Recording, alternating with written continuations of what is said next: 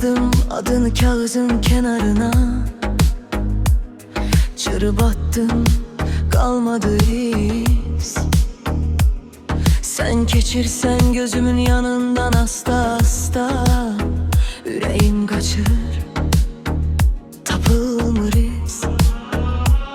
Gözüne bakanda zaman dayanır, sözlerim elə dilde kalmır. Çetin demək ama hamıdan artık seni istəyirəm, ürəyim alışır.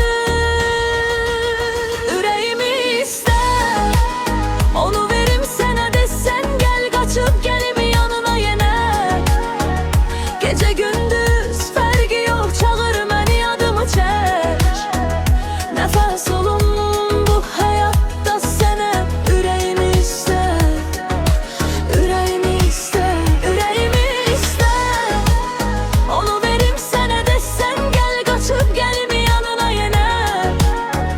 Gece gündüz fərqi yox, çağır məni adımı çək.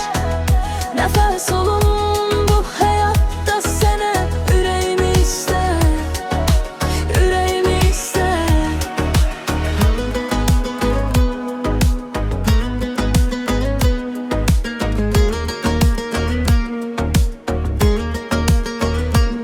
Telefonumda gözləyir online işığım, yazıb pozuram min dənə söz. Deyirlər sənə çatmaz bu qədər yanmağın, hardan bilsinlər nə çəkir özüm. Gece pəncərədən baxıb düşünürəm, səni görmədiyim hər günə incinərəm. Dilin susar amma gözün danışar, sözü uzatma